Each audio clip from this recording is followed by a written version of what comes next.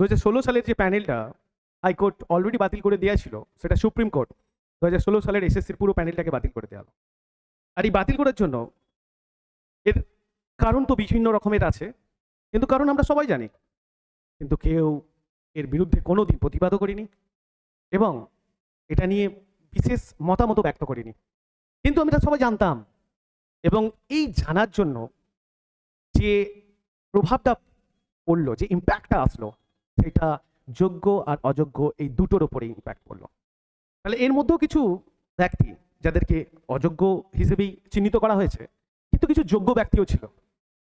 যে হিউজ পরিমাণে যে যোগ্য ব্যক্তি ছিল, সেই যোগ্য ব্যক্তিরা এই সম্বন্ধে এতদিন কোনো কথা তোলেনি, কোনো প্রতিবাদও করেনি।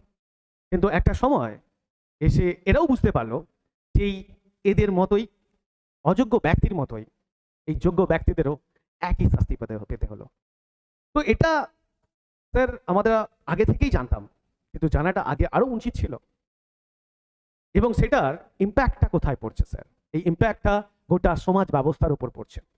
কারণ এই সব ব্যক্তিগুলো স্যার 26,000 স্কুল টিচার্স বিভিন্ন স্কুলে সার্ভিস করতেন, তারা হঠাৎ করে স্কুল ছাড়তে বাধ্য হয়ে গেল। এই বাধ্য হওয়ার কারণ স্যার আমরা জানি, কিন্তু ঘটনা হচ্ছে এই এই শিক্ষা অচলাবস্থায় স্যার কি হবে না, আমরা বিভিন্ন রকম স্কুলগুলোতে দেখতে পাচ্ছি একটা শিক্ষার বাতাবরণ যেটা চলছিল, একটা মোটামুটি ভাবে চলছিল, সেটা আরো বসে গেল। এর জন্য স্যার দায়ী কে? স্যার আমরা সবাই জানি, কিন্তু আমি বলবো স্যার দায়ী একমাত্র আমরা নিজেরা। আমাদের নিজেদের জ্ঞান, বিবেক, বিচার, বুদ্ধি এইগুলোকে আমরা পুরো নষ্ট করে ফেলেছি। আর এই নষ্ট করার কারণ একমাত্র আমাদের শিক্ষা ব্যবস্থা।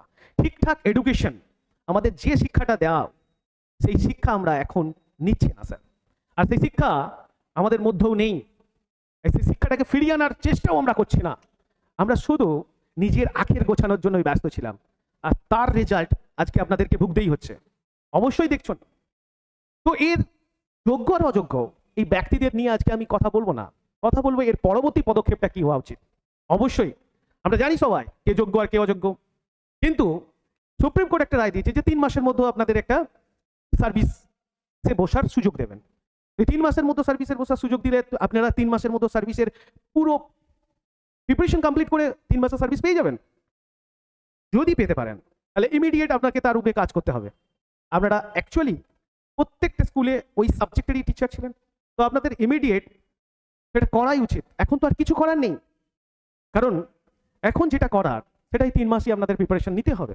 অবশ্যই আপনাদের জন্য একটা খারাপ মানসিকতা তৈরি হয়েছে সমাজ ব্যবস্থা, কিন্তু কিছু করার নেই স্যার। এটা একটা দৃষ্টান্তমূলক রায়ও বলতে পারেন। তার কারণ কি, এই দৃষ্টান্তমূলক রায়ের পর আপনাদের পরে যে জেনারেশনটা উঠছে, যে জেনারেশনটা এখন সার্ভিসের পরীক্ষা দুনিয়ার জন্য পড়াশোনা করছে, তাদের কাছে একটা ভালো পজিটিভ রায় আসছে।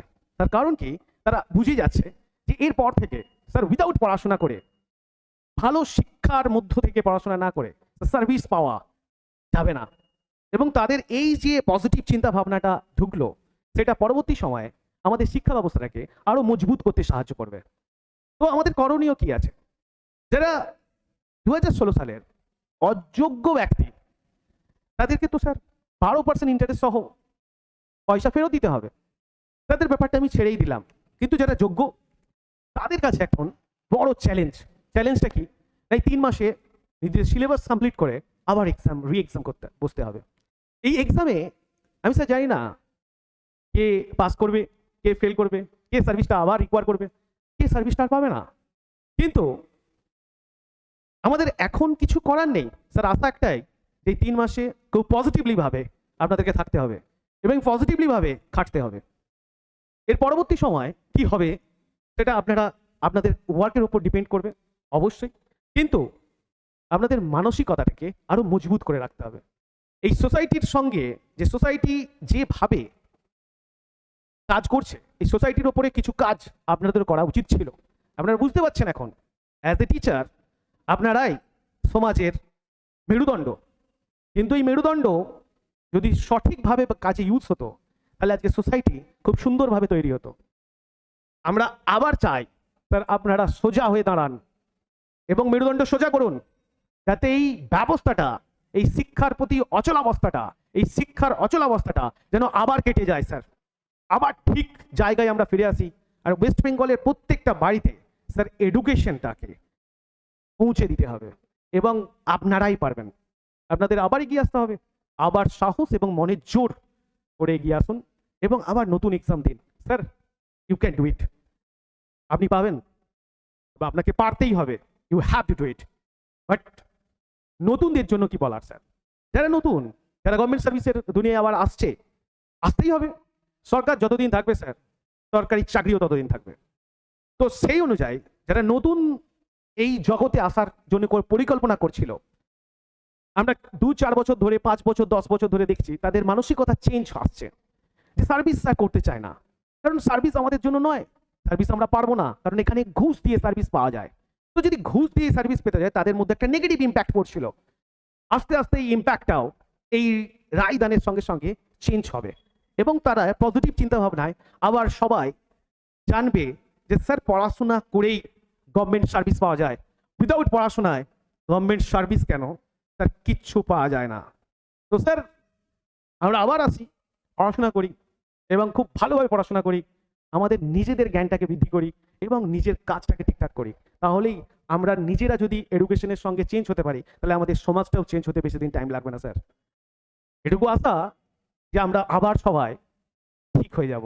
আর যদি আমরা ঠিক হয়ে যাই স্যার, তাহলে দেখবেন সব ঠিক হয়ে গেছে, আর কিছু নয় স্যার বলার।